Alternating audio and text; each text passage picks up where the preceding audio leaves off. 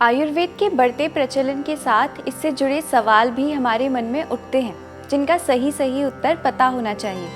तो चलिए ऐसे 7 सामान्य प्रश्नों के उत्तर जानते हैं।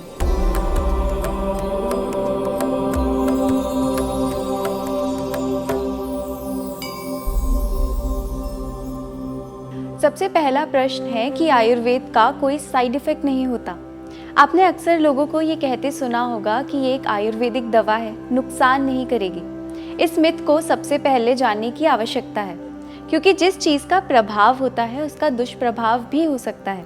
अगर निर्धारित दवाओं या उपचारों का उचित तरीके से पालन ना किया जाए तो आयुर्वेद का भी दुष्प्रभाव देखने को मिल सकता है। कहा जाता है कि अमृत की अधिकता भी जहर बन सकती है और जहर का उचित प्रयोग अमृत साबित हो सकता है। दूसरा प्रश्न है, आयुर्वेदिक जीवन शैली अपनाना मुश्किल होता है। आयुर्वेद के नियमों के अनुसार खुद की जीवन शैली को ढालना काफ़ी मुश्किल समझा जाता है, पर आयुर्वेद तो जीवन और उम्र का ही विज्ञान है।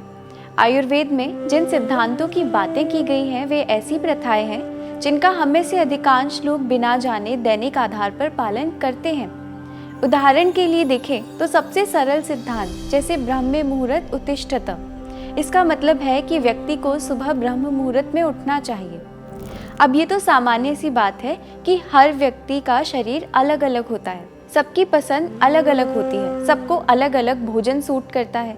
यही आयुर्वेद कहता है कि आप अपनी वास्तविक प्रकृति को जानो और उसके अनुरूप आहार विहार रखो। इनफैक्ट आयुर्वेद के माध्यम से हम सात्विक जीवन जीना भी सीखते हैं, जिसका पालन बिल्कुल मुश्किल नहीं है।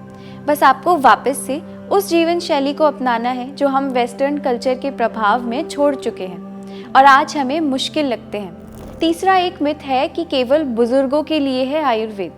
लोगों द्वारा ये कहा जाता है कि आयुर्वेद सिर्फ ओल्ड एज पीपल के लिए होता है। हालांकि आयुर्वेद की 8 शाखाएं होती हैं जिन्हें अष्टांग आयुर्वेद कहा जाता है, जो अलग अलग उम्र के लोगों के साथ विशेष बीमारियों से लड़ने में भी मदद करती हैं।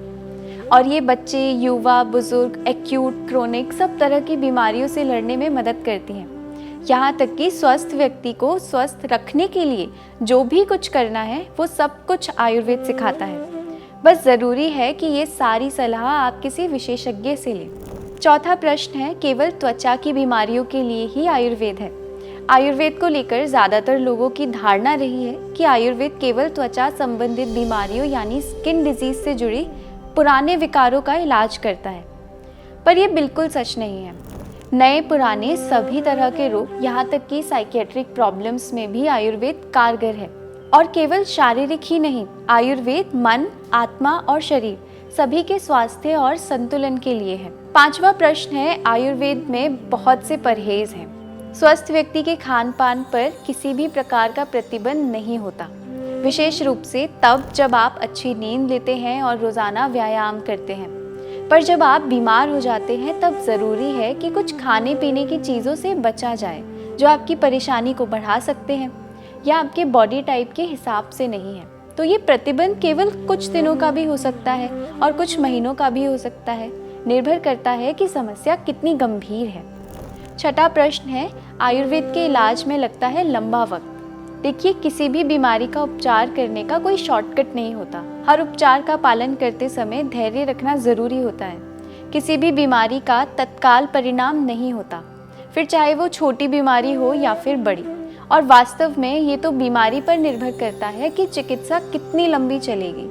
अगर आप अर्थराइटिस या किसी क्रोनिक बीमारी या सोराइसिस जैसी किसी दिक्कत का इलाज लेंगे तो समय लगना निश्चित है, पर आप 2 दिन पहले आए बुखार के लिए या कुछ घंटे पहले शुरू हुए सरदर्द के लिए या गर्मी में लू लगने का उपचार लेंगे तो आयुर्वेद में भी उतना ही समय लगेगा जितना किसी अन्य चिकित्सा विज्ञान में।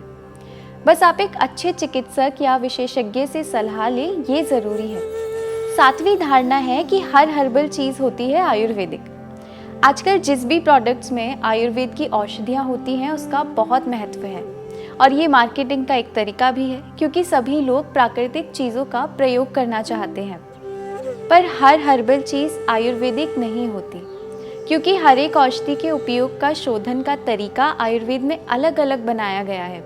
और किसी प्रोडक्ट का आयुर्वेदिक होना इस बात पर भी निर्भर करता है कि कितनी मात्रा में उसमें आयुर्वेदिक औषधियाँ प्रयोग की गई हैं। आजकल बहुत से टूथपेस्ट आपको मिलेंगे जिन पर आयुर्वेदिक लिखा गया है, पर वास्तव में आयुर्वेदिक औषधियों की मात्रा उनमें बहुत कम है और हार्मफुल केमिकल्स ज़्यादा हैं। वो आपको आयुर्वेदिक फ़ायदे तो नहीं देंगे। आयुर्वेद से संबंधित या सात्विक जीवन से संबंधित किन प्रश्नों के उत्तर आप हमसे जानना चाहते हैं, हमें कमेंट करके बताइए और स्वस्थ रहिए।